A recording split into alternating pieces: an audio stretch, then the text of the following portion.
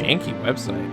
A little janky, as it goes. Yeah. Speaking of janky, let's talk about some schedules and why we're 2 weeks late.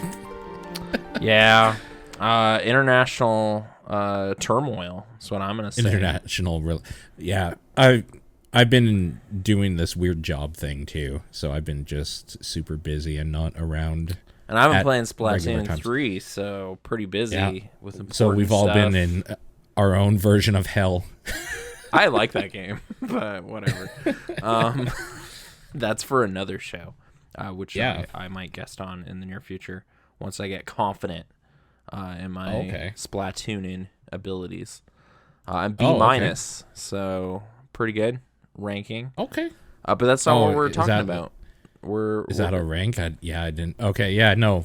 Speaking of Bs, the only B I need is for Berserk. True Anarchy. What we are talking about. Yeah. That's the kingdom of Midland right now. In the wake of the Kushan invasion. Or Kusan? Something. It's like the Crusades, you know? I think you had it the right way, yeah. But not in Volume 23 at the outset. We have snow monsters. I guess before we do any of that, though, we should reintroduce. I'm Nathan. I kind of came on late to the show. Or just after the eclipse, I guess. It's probably when I started appearing. Yeah, after the Golden Age, specifically. Yeah. When Ben and I were taking our break, we kind of did an episode in there.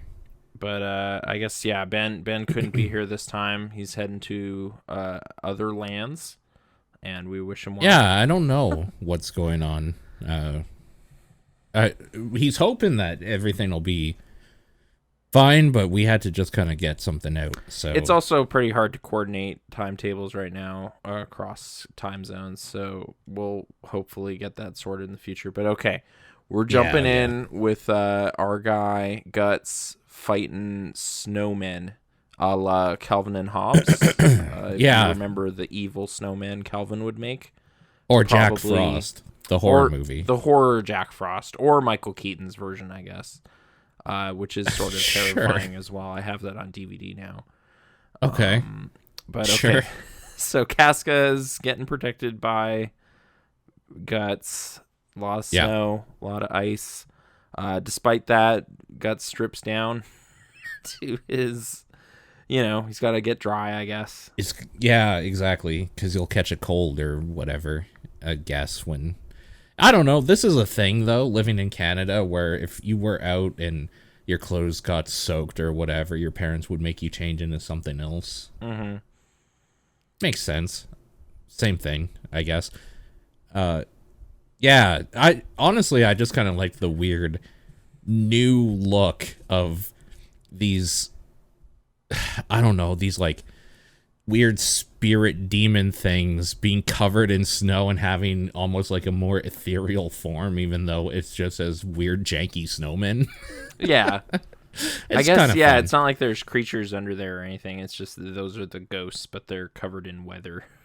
Or something, so nice little... That big sloppy snow that like makes it hard to drive in the morning after it hits. Yeah.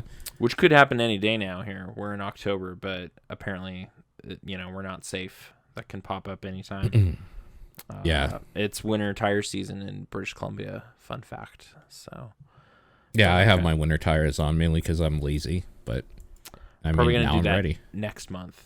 But anyway, sure. So okay, Guts is able to touch Casca without her freaking out on the shoulder here. Yeah, he kind of like cleans her mouth because she's a child.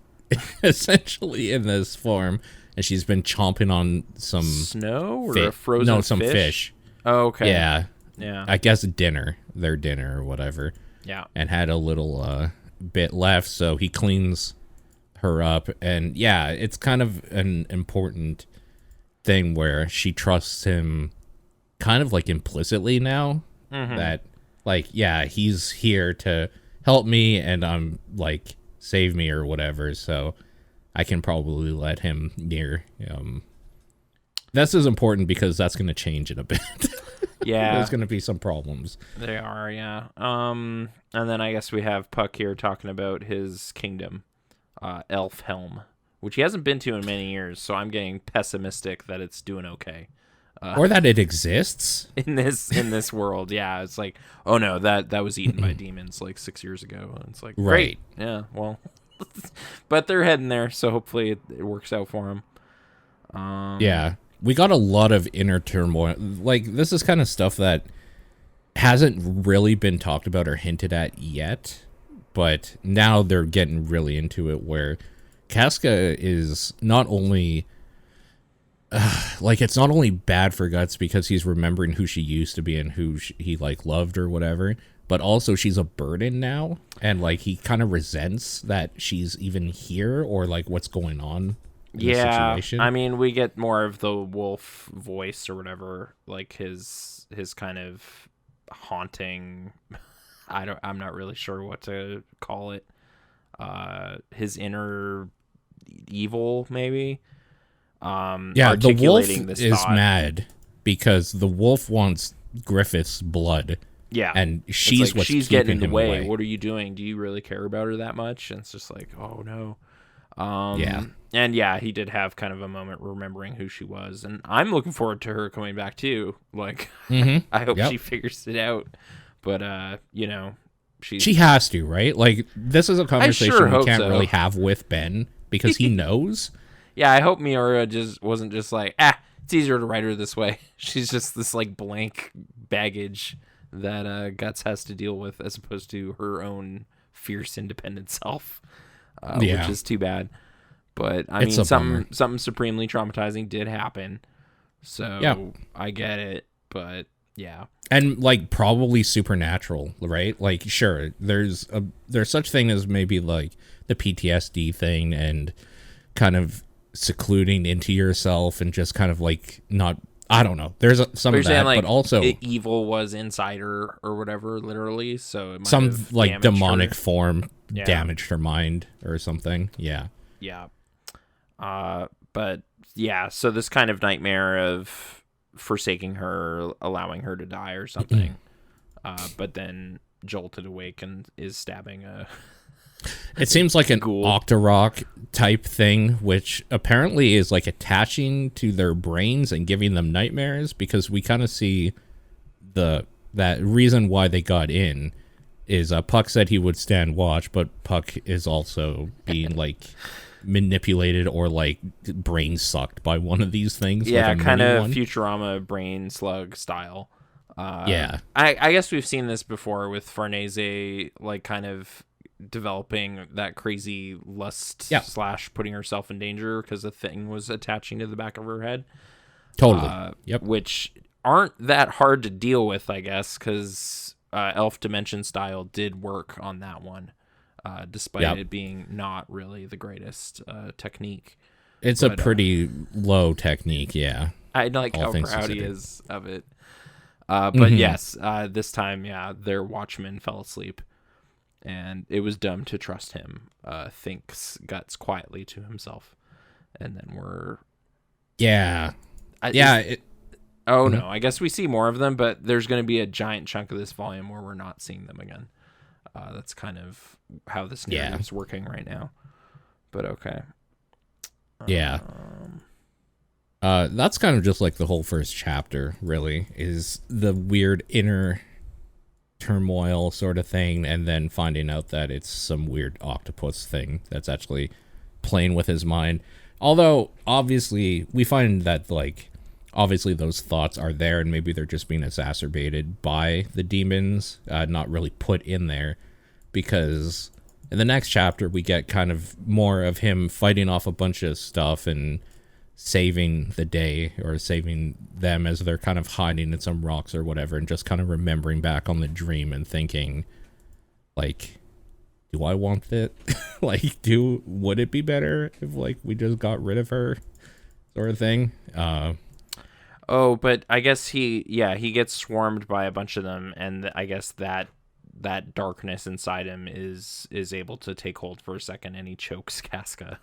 Which, he gets frustrated because she leaves her safe haven of like the rock crevice by trying to chase out a rat or something, because she's like stupid right now and doesn't like realize how he's like fighting off a shitload of stuff, and they're kind of tucked away in between some rocks. And then she sees like a mouse or something and starts crawling out, and he has to like dive in to save her.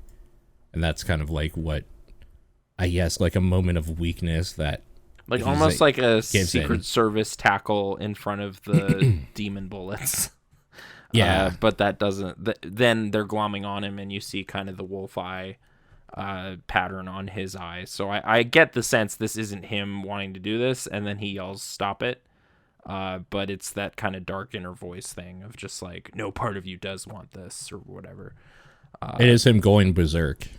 He goes a little berserk, and it's a bad time to do it when you're trying to rebuild trust with somebody. So damage is done here. And yeah, she's scared again. That I think, if I remember, lasts throughout this whole volume. Also, we are just talking about volume 23 today. We didn't read any further ahead, so yeah, this is all volume 23 we're talking, just as a heads up. But yeah, it's kind of weird how she trusts him implicitly in the first few pages, and then now here we are 2 chapters in, and there's just like a few panels of her like looking at him kind of like, I don't know, and just like he's a monster or whatever, and like walking away from him, and they're trying to trail her, give her a little space or whatever. There's a lot of inner work going on in this whole volume, I'll say, with Guts, which is kind of interesting as well. Like a lot of inner thoughts and him changing, I think, in a lot of ways in this volume. Yeah, he's kind of being hard on himself here, maybe, but like, because Puck's trying to say like, hey, don't worry over it. That was something the evil spirits compelled you to do. And then I guess he's not saying this to Puck. He's just like, can I really tell myself that? Yeah. That it wasn't me? So he feels I guess he guilty. doesn't know. He doesn't know that it wasn't him, right? Because I guess, but I feel like it's the wolf is speaking to something that is buried inside him, because he is frustrated with this situation and would prefer to just go on his vengeance quest. But he can't now and feels bad about it. I mean, what's blacksmith dude who passed away? Godo. Yeah, he kind of guilt tripped him about like leaving good things behind and whatever in his last days or whatever, like when they last met. So I don't know. I feel he's been compelled to take Casca more seriously and treasure her, but it's tough with her being this kind of shell. And it's more it's kind of interesting, actually. There's a few pages here where he's kind of doing some like inner dialoguing or monologuing, and like remembering him helping Casca, or like just doing it currently, fighting off a bunch of dudes or whatever. And the basic, I'm not gonna read it word for word because it doesn't, like, there's a bunch of it. The basic premise that he's trying to struggle with is that like he says he knows it wouldn't be easy, the two of them being branded, and it's not so much even just the like surviving aspect, but the like trying to protect someone thing is like way harder. Specifically the line I like is I'm used to fighting to survive, but what grows worse daily is the pressure not to die. Is like the reason, like, he's used to being in these terrible situations, but it was kind of okay, because if he's going to go down, he's going to go down by himself, swinging on his terms. But now he can't go down. He can't die because somebody relies on him. Now he has a responsibility. Because, before he was, like, super reckless with his own safety, doesn't care. Yeah. It's like, whatever, I'll get stabbed in the face and dropped from a crazy height by this, like, Rosine or whatever. Big deal. I don't care. Yep. I'm just trying to fight. If anything, I'll die a hero, like, and it'll be great. Yeah, but now it's like, oh, but if I do that, then she'll die, and she's fucking dead. Yeah. So like, honestly, it's almost like he's looking after a baby, and it frustrating totally seeing her like that deprived of agency or whatever. But Like, yeah, she can't look after herself whatsoever. At Like, all. the little rat situation of just like not reading the situation and the danger whatsoever. Like, there's just no self-preservation instinct right now. Yeah. Other than when he's freaky. So Yeah. it's like, well, that guy's no good. He'd grab me. It's like, I know, but it's because I was fighting these skeletons. But, Like, I was fighting so many things, and you got in the way again. Yeah.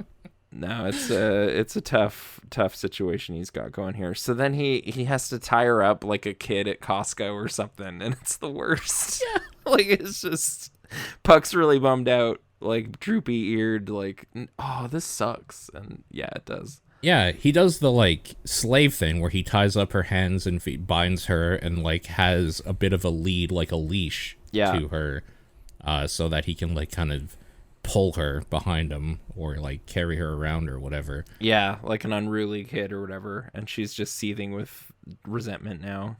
I don't know. It's a sad little situation.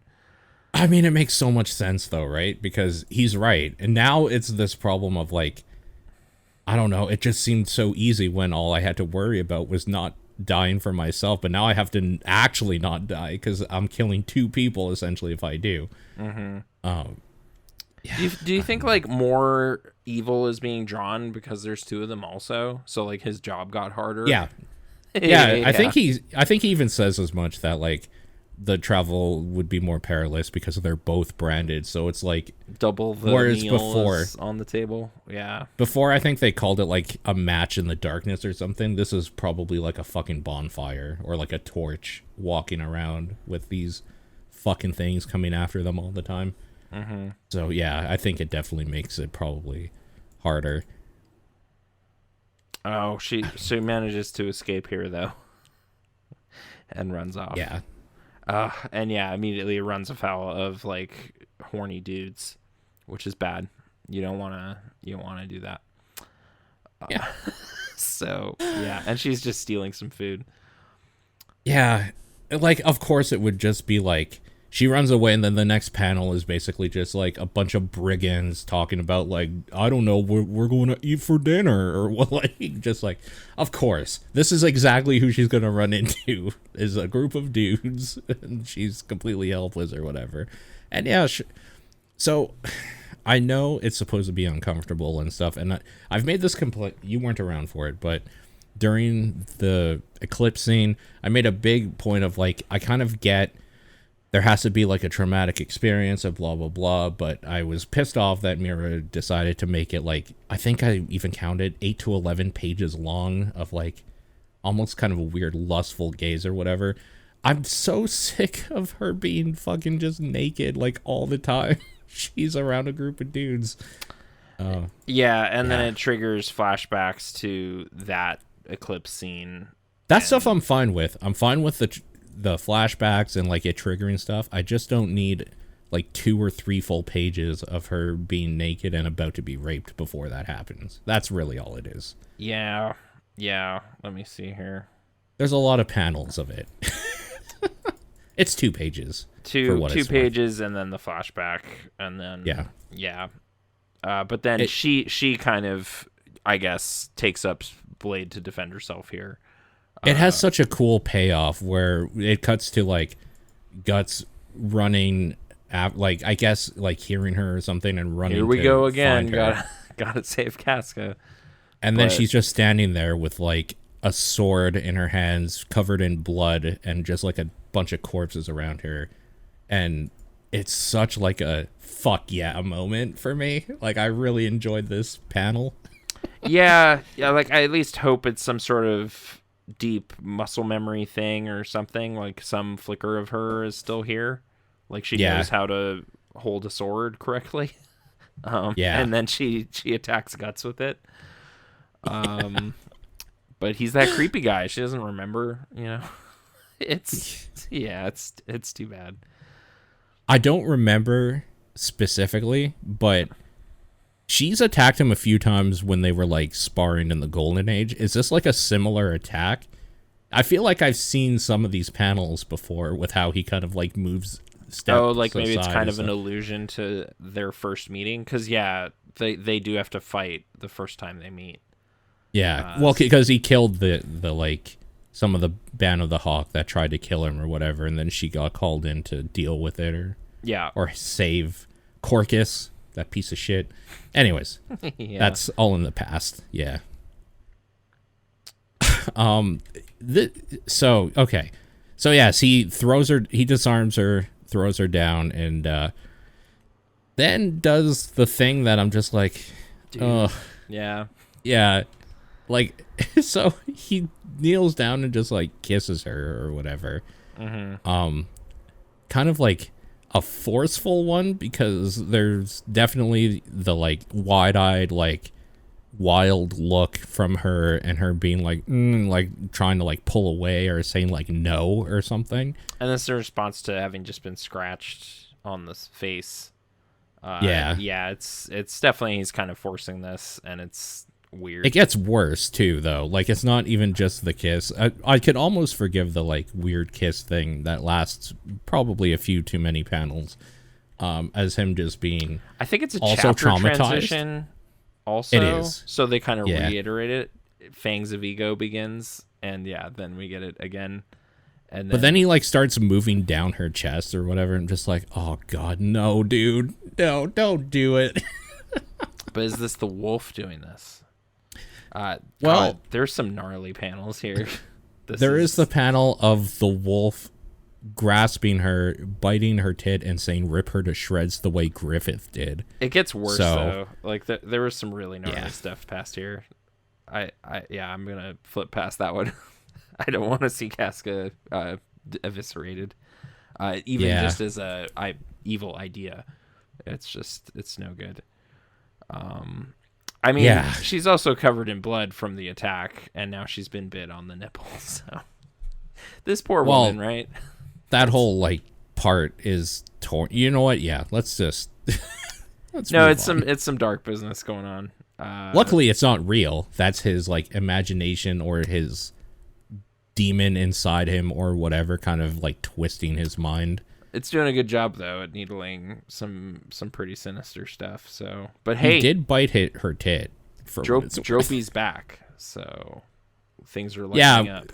It's kind of weird how they pull away from that with him just being like and then ... to, oh hey, remember like this? Hey, idiot? Dropey, if it ain't Dropey. And now it's the comic relief characters lightening the mood a bit after some real grim business.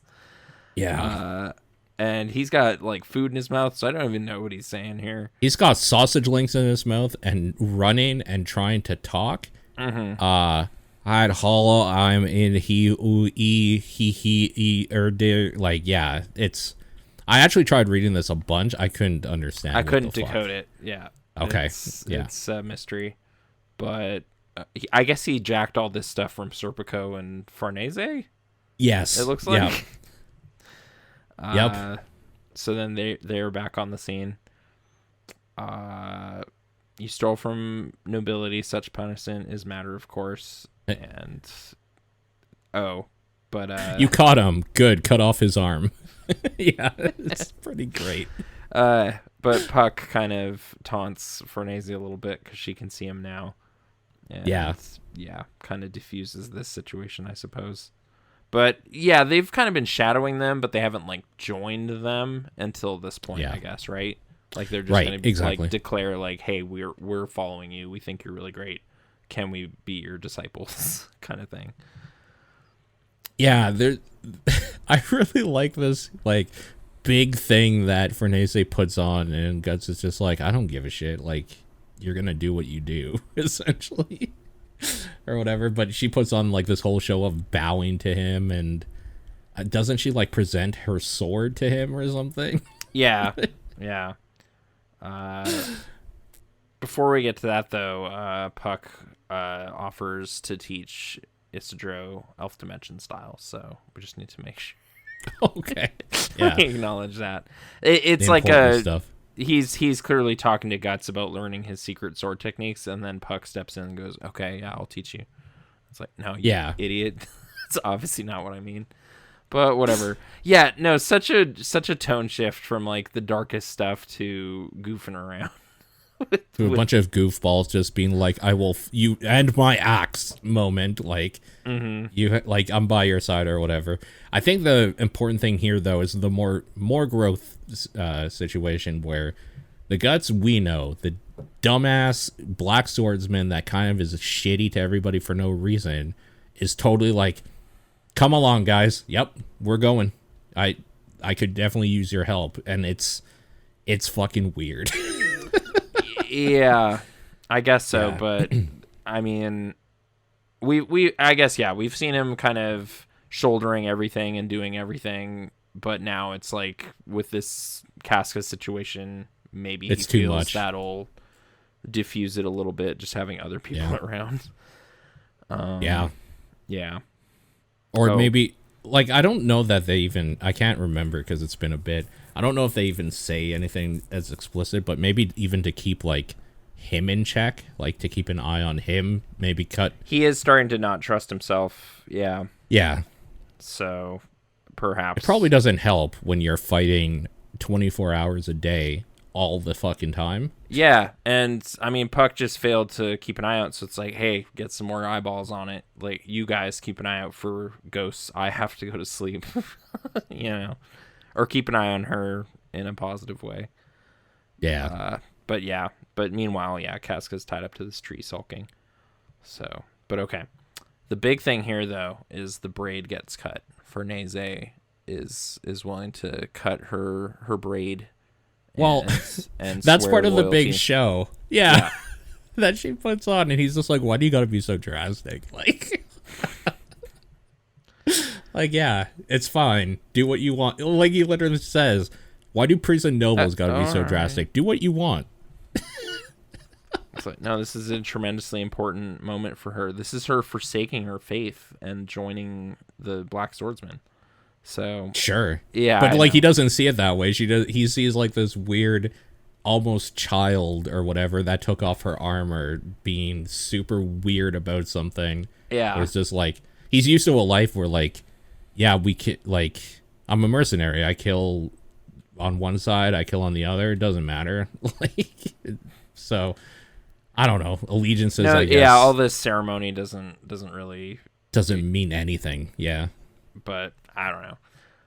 I'm glad these characters are here. This will probably prevent more. Oh, it literally. Outbursts. I'm shuddering at my own sinisterness. We really have the word sinister really highlighted. Okay. Here with so like, yeah, the wolf teeth.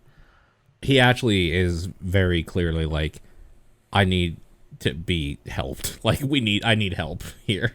Mm-hmm. And yeah, he's reflected twice now. Like, when was the last time I actually saw her smile? And it's you know, nice melancholy, it's so sad. Little sad thing.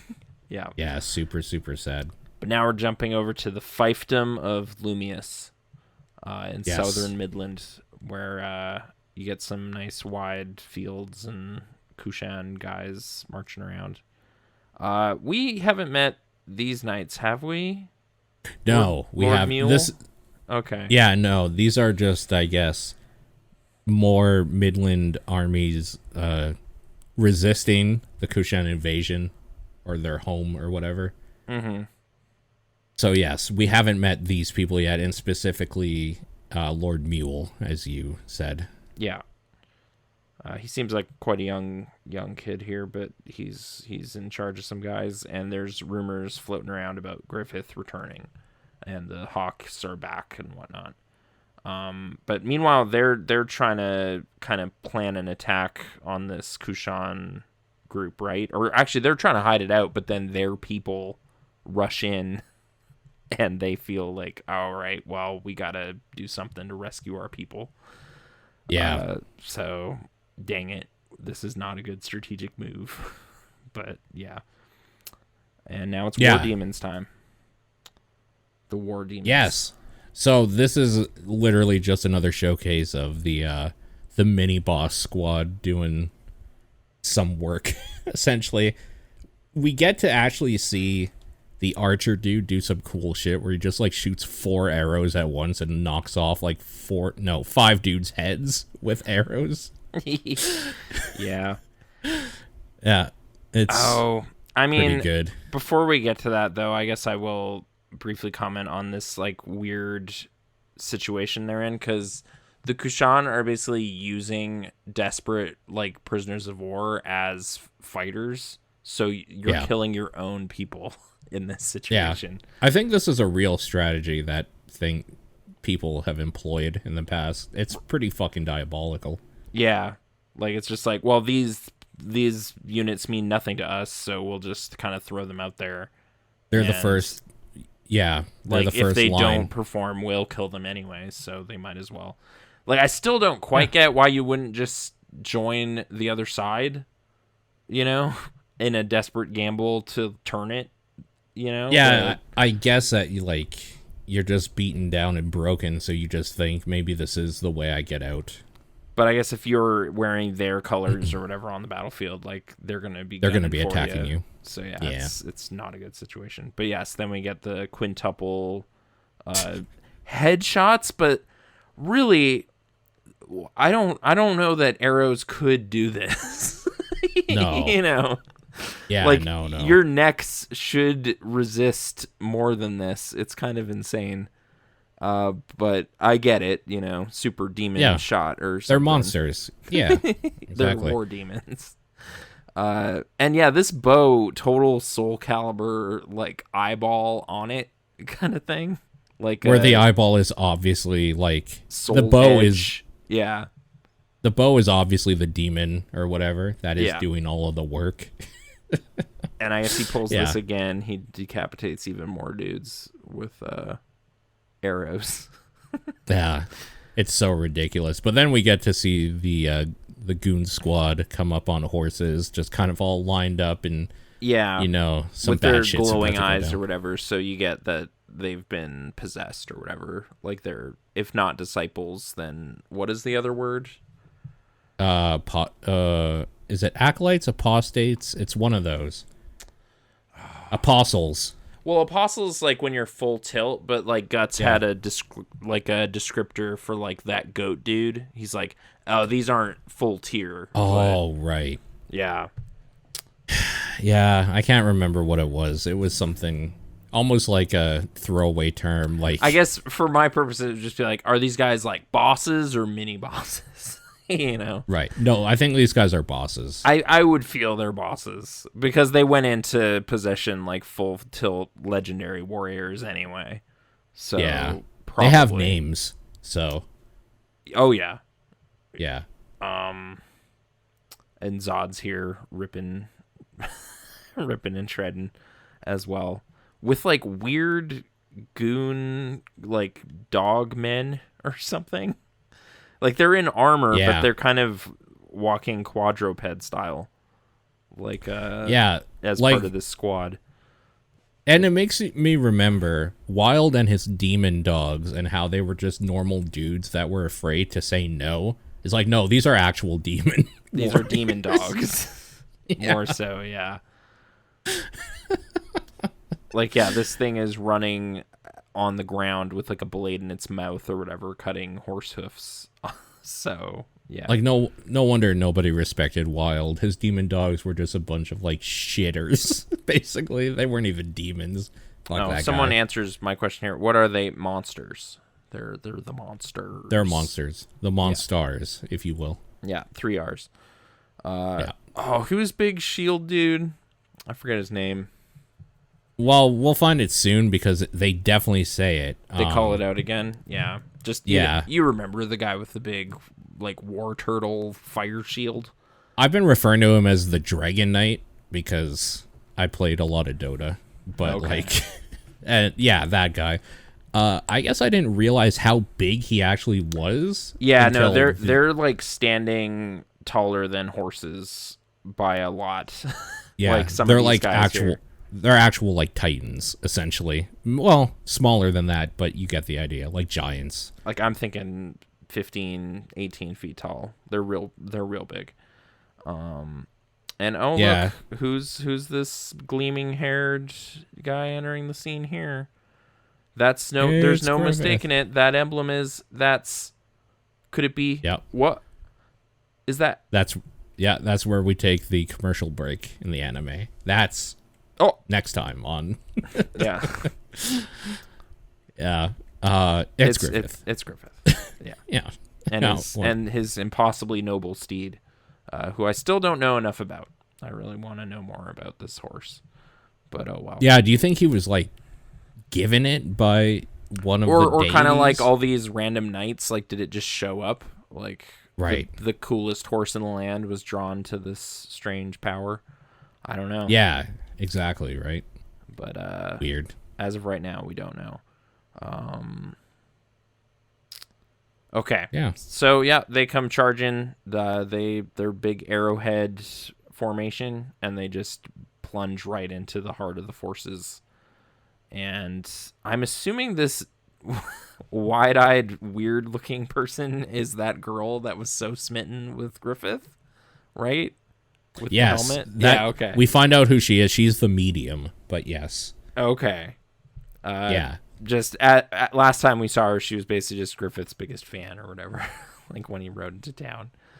Well, we have a moment here that like I didn't realize until going through this again, where they start going in, where he says, "Don't fall behind," and then he has a thing of like, "Watch out" or whatever. That's her telling him in his mind to stop the attack because a bunch of arrows come shooting like right at their feet when he stops. Like he says halt right after, and then he looks over and she's looking at him. She telepathically told him. Oh yeah, okay. To Mule stop. here, that she saves them from getting smoked. And I didn't realize that until reading it now again and knowing who she is. But she's a medium. She can read his mind and whatever. We find out later. Sure. I guess she has the intense stare of someone who can see into your mind. That makes sense. Yeah.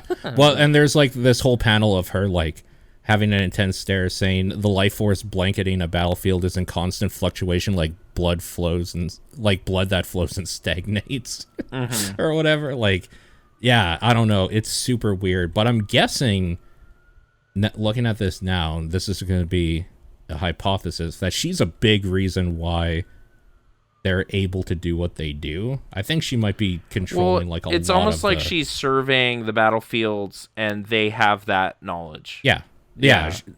Like she's like telepathically like reconning them or whatever. So they know exactly where to charge, and yeah, they go right for the king or whatever, like the general. And once again, Griffith just like sort of like that, like, oh hey, poke like right through the head of that guy last issue. Just lops off this guy's head and throws everything into disarray. Of just going for the leader. It's this weird moment where he's like flying above them or something, doing it on his horse. It's kind of like in higher elevation. Gone in 60 Seconds when the car kind of jumps and just keeps going. It's sort of like that. Yeah. So it's a bit absurd how far this horse flies, but it's ridiculous. People are struck by it. Yeah. I guess I couldn't help remember like Guts kind of does this too with like Farnese's squad, like when it's just like, I don't have the energy to fight all these people, I'm just gonna go right for the leader. But in his case, he just captures her. He's not this cold about his way of doing this, but pretty gnarly. He's also not fighting a war though. He's trying to get out, so he's using her as a shield. Right, yeah. And he was in a weird situation where he'd already been in a giant fight and was not in any condition to wage anything. So yeah. Totally. Yeah. People start seeing that the leader's dead. I feel again they're like hopelessly outnumbered in a way, but just by doing this, you now have terror running through all these ranks. So the advantage tips to them. Were they not also the baddest knights in the land and monsters? They probably could have killed everybody anyway. But it makes their job easier.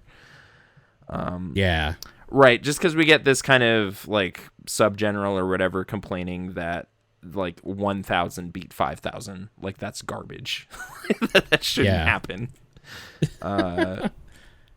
Yeah, no, it's weird. And then I like this also as just kind of a set piece of this weird mishmash of monsters doing monster things, because then we get like the final thing is he's like, this is bullshit. I must hurry back at once to get more people in on this or whatever. Like, we can turn this back, but then they get ganked by Majora's Mask. So yeah. What's his name? I guess we'll find out. I'm sorry, it's been too long since last time. Yeah. He controls the real demons, though, that are, like, hiding in the shadows and in the bush. Like, full tilt demons, yeah. Like, not human monsters. Like the actual scary shit. Yeah. Yeah, it's weird, because you kind of get echoes of the Band of the Hawk, but they're so evil. They're the demon version of the Band of the Hawk, for sure. Yeah, like just how unabashedly they've embraced like monsters in their ranks and everything. It's kind of weird. But you get little kids playing and everybody's stoked in Midland that the heroes have returned or whatever, but I'm just like waiting for the penny to drop for these people, where it's just like, "Oh, you're in league with some dark dudes, but all right, like I guess this serves their purpose right now to be heroes." But I've seen things like this eat people, so I'm not super confident that things are going as well as everybody's feeling right now.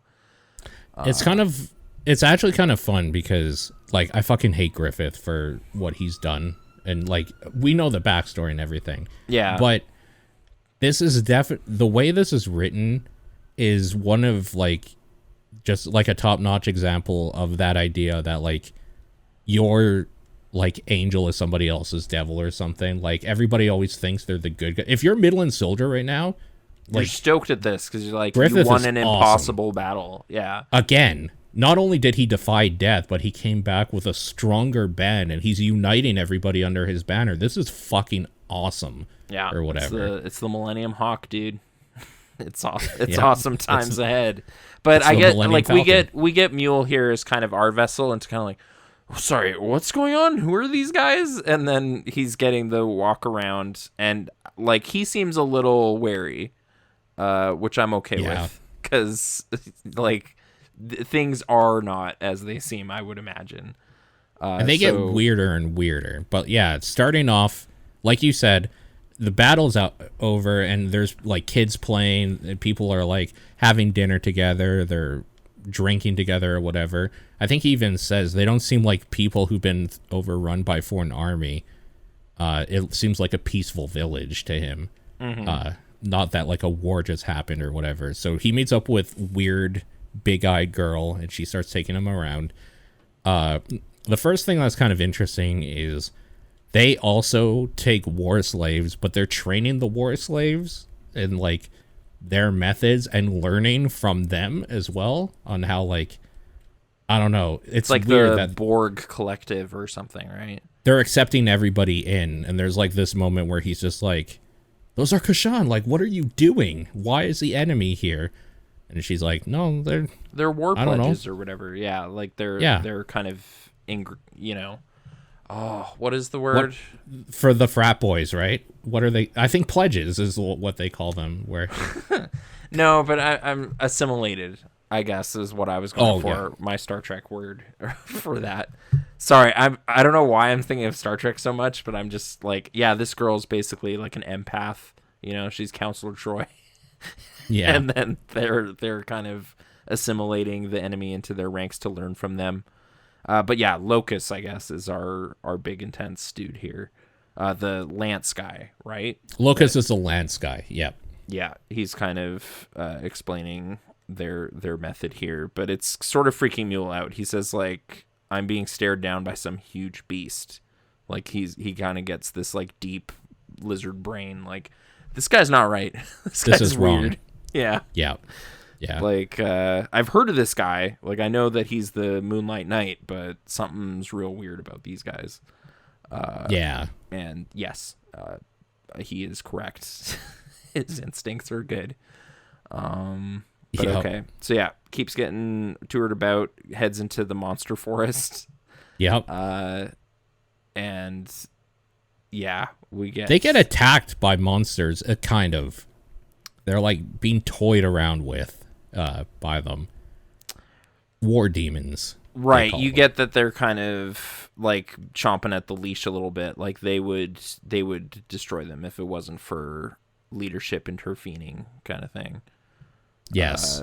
Grunbeld is our giant war like shield guy, I would imagine. Grunbeld.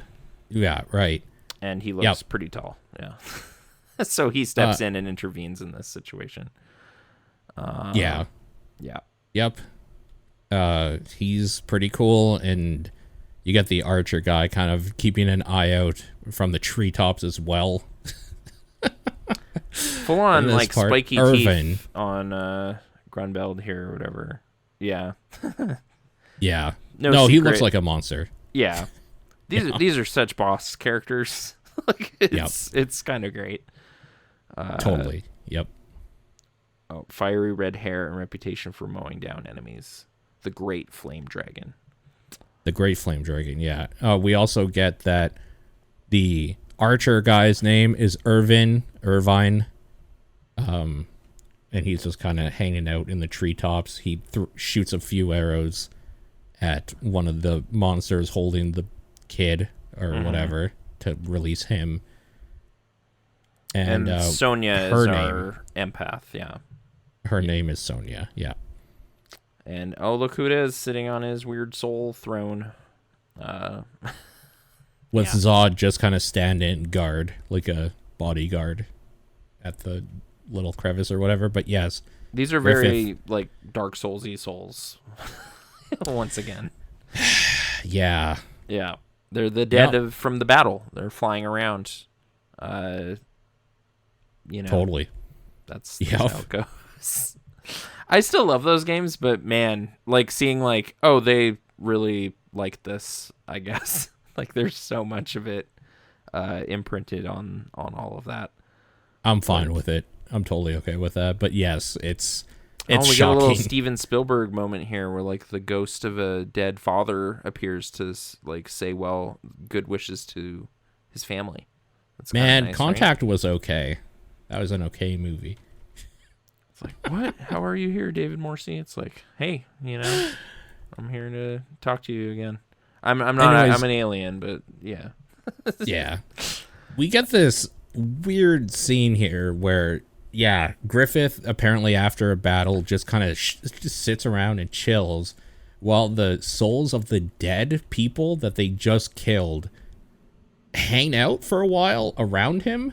Mm-hmm. Like, this dude, this is gonna lead to some real bad shit. Like, there's nothing good that's gonna come of this type of power where the souls of the dead are kind of like, well, again, I kind of like how on its face it's like this really sweet moment or something, but then Mule's kind of like, sorry, where did they go? Oh, where they become one. What? Is that heaven or you'll find out. Like, it's just, I'm pretty sure they're not going anywhere good if Griffith is there, like... And the way he says, too, it's super ominous, where, they become one. Is that heaven? He's like, you'll know. That day comes for everyone. It's like, oh, shit. Yeah, no, he definitely kind of looks the part of the angel, but I don't think so. He's got that Lucifer quality, I suppose. Yeah. But still real impressive on its face. Looks like things are going okay. Yeah. For them, like, this is making me uneasy about what Guts is going to be able to do against maybe an actual god. And the minions too are crazy powerful. Like, he's never really beaten Zod straight up. Yeah, and I don't think you can though. He's like one of many like people at that tier basically now. It's real crazy. It seems like if Griffith is like CEO or something, I think Zod is like COO or so. Like, I think Zod is right up there. He's top tier. The other guys I think are shit tier probably compared to the both of them, but they're still going to be incredibly strong. Oh, I'd rank him above like Wild or something though. They seem more disciplined. Wild was like a middle manager that like did coke all the time and like never answered his phone when he needed to be there for shift. Sure, and Guts was able to best him, but I'm still, if this group works as a unit or something, it's going to be real tough. It's like in Dark Souls when you're fighting that duo in Dark Souls 1. I think everybody just refers to like those fights as like the gank fights or the gank gankers. squad or whatever. Where it's like, squad. Come on, there's more than one guy I got to deal with. It's always like a cleric, a fucking assassin, and like a tank. Well, this guy's healing them all, and this other guy's over here casting range at you, and it's all bad. So I don't know, but hey, he's got Serpico, right? Pretty good with that rapier. So if he gets a little team of his own going. Maybe. Yeah, the problem is that his team sucks right now, except for Skull Knight, who might like be Griffith tier. But what if Isidro picks it up? Like he can learn. No, totally. No, I believe it. I believe in him. He can do it. Dimension style. I mean, I love mentioning it. I don't know why. That's this week's theme. Let's be real. Puck is useless, and actually Puck's a really good healer, and that actually. Griffith or Guts would have totally been dead a few times without Puck healing him. So sure. that's helpful, but kind of more in the aftermath. It's not kind of during combat, I would imagine. Yeah. So, but okay, Mule, despite all of his misgivings, like kind of is overwhelmed by emotion and does swear loyalty to him. Like does kind of present his sword. But it seems like against kind of his better judgment or will in some way. No, yeah, it's like, I don't know what I'm doing, but like, I don't know. I have to do this. Like, my emotions are taking hold or something. Like, it's weird, yeah. It's almost like a power is being exerted or something. There's something going on here. So I still have hope that he'll be our eyes and ears inside this weird camp. And I think that's why he exists. I think he might be a reader surrogate for that camp. Sure. Like he'll discover the dark happenings and we'll get to see it. Oh, we do get another little scene here at the end with our band. How about that? I have to say I love how like this kind of like really nice afterglow moment of people saying goodbye to their loved ones as part of this war and then kind of going into the live stream, if for any Final Fantasy fans out there. Yeah. And Griffith is Aerith, of course. They both end with TH, so, and like the last panel we get of them is saying, I knew by instinct that what I had set before myself wasn't merely another war to be recorded in history. Perhaps it belonged to the domain of legend. Mm-hmm. And it's like this nice scene of them kind of looking at the stars and a shooting star. It was super calm. And then the next scene is just there to fog zombies. Hard cut to Swamp Thing zombies, yeah. Yeah. That's where they've wandered off to in the interim, is into a bog full of monsters. And I love that it's just for, like, the hard cut, too. It's just, like, 2 pages of them being like, oh, God, we're in shit, what the fuck? Yeah, it's not the...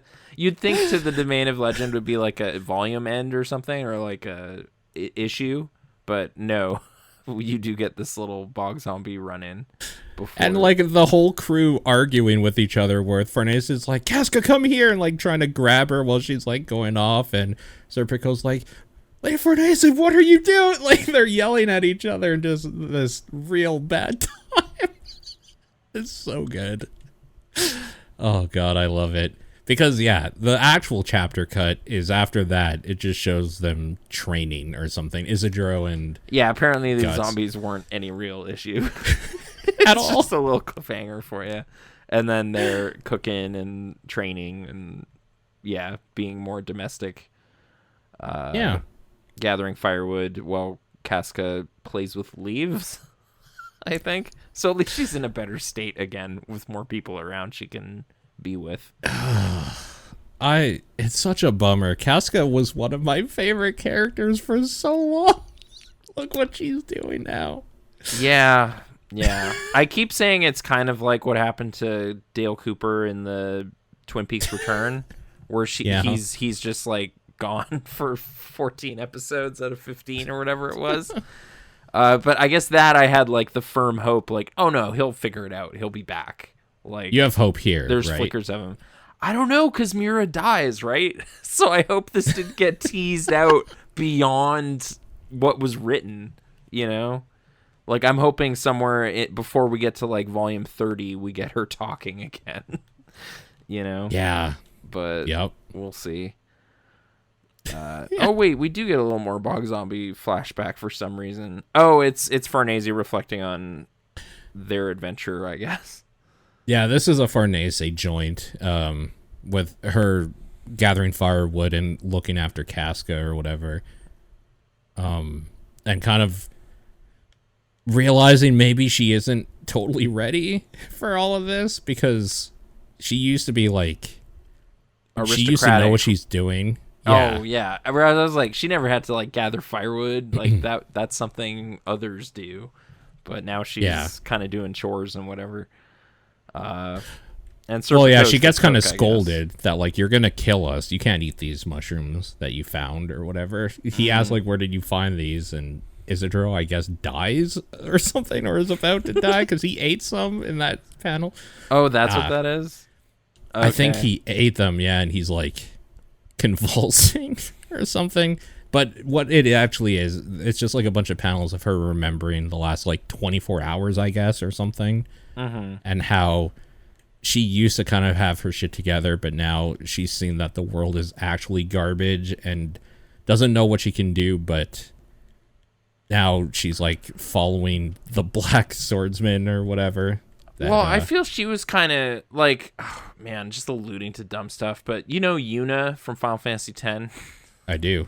Like how she's kind of like that holy priestess or whatever that always has her people handling stuff for her, you know? Sure. Like, I feel this is...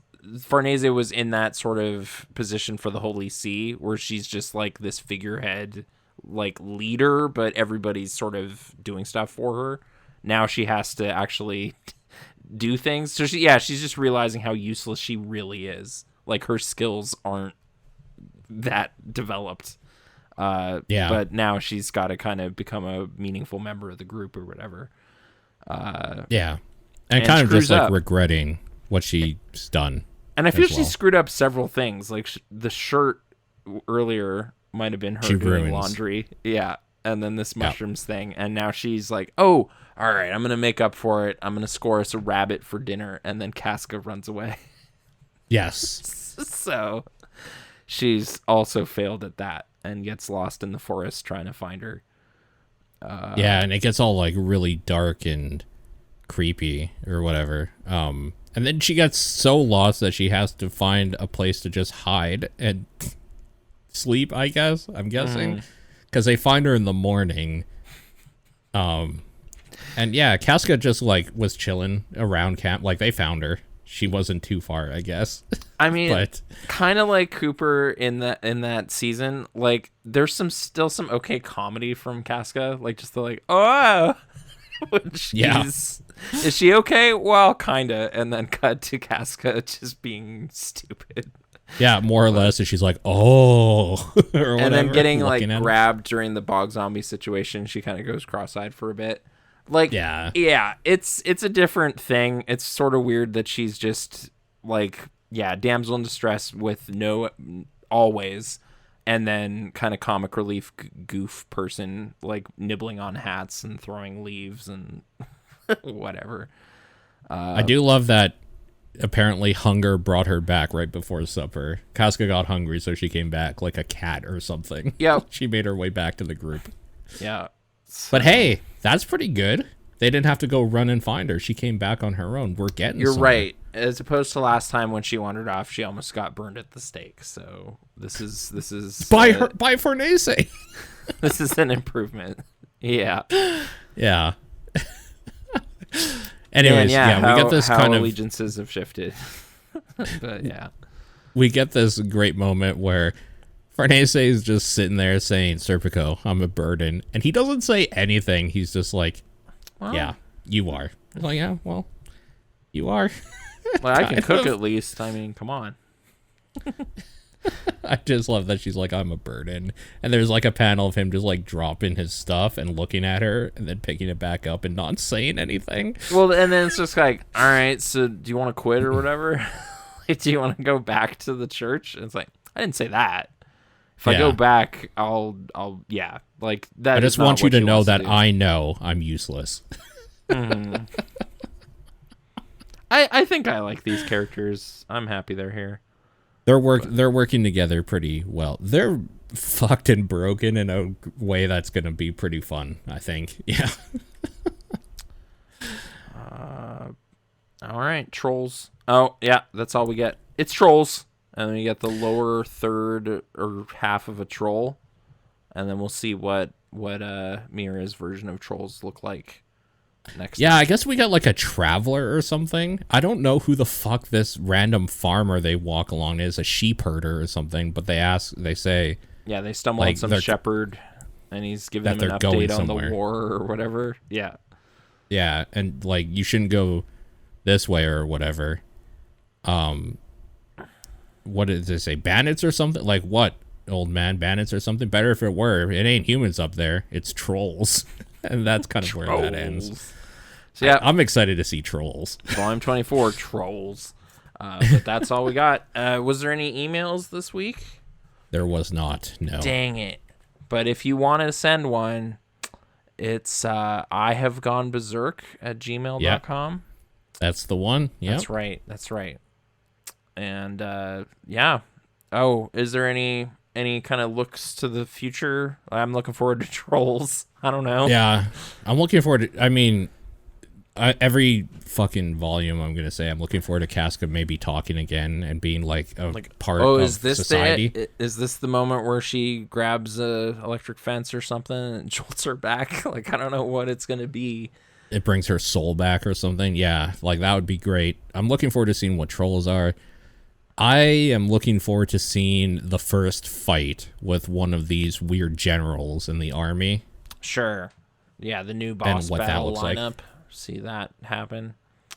And maybe some more of I guess I'm curious about seeing the penny drop for, like, I don't know if Sonya's too bought in to ever realize like you're signed up with some dark dudes, but Mule certainly seems primed to be like, oh dude, these guys are evil. So yeah, I'm looking forward to the reveal, I guess. It's kind of weird because they're not really acting evil though. Like we know they are because we have a past in history, but this is like another war for I guess they're fighting on behalf of Midland or whatever, so they're doing deeds that are benefiting the kingdom, but just I'm assuming well, I mean even when we saw those monsters in the forest, like there was a rib cage and stuff there, like they just eat a dude, like there's clearly weirdness happening. But yeah, looking forward to that. And Rickert's kind of blacksmithing spinoff. I just want to see the progress there. You know, like what's his craft gonna look like over the years. I do want to see some new weapons. Yeah, like maybe he built something cool coming up or something. Right, because the last thing we saw was like the bombs got added to the arsenal. He's got his kind of auto crossbow or whatever, but I don't know if there's gonna be new kit to use. I guess he could, like take a weapon from a fallen person, use a lance. I don't know. I like this idea of Rickard being basically Guts' Q in this weird medieval dark fantasy sort of thing. It's like, hey, I come up with something new for you, Agent Guts. This will help you out. It's a machine gun. Yeah, I don't know. It's a nuclear bomb. Yeah, I don't know how steampunky we're gonna get with the technology, but yeah. But yeah, I don't know. The Black Swordsman continues. He's got a posse now, and hopefully that'll keep the wolf in check, and he won't, think about hurting people he loves anymore. Because that was gnarly brutal stuff. Yep. So fingers crossed. But okay, that'll next time. Trolls Volume 24. Yep. That's the Trolls arc. And what is this whole thing? This is the Millennium Hawk, right? Well, it depends which Falcon. Translation you take. The Millennium Falcon one is my favorite because it's hilarious. The Millennium Falcon. Yes. Yeah. the Star Wars tribute. Yeah. It's something of the Millennium Hawk, I think, is the overarching thing. Yeah. But okay. If you want to send some emails, that would be great. And hopefully Ben will return soon. Yeah, hopefully everything's okay with him. Yeah. Yeah. But until all right, then, thanks for listening. Stay berserk. What do we say? Keep on berserking. Bye.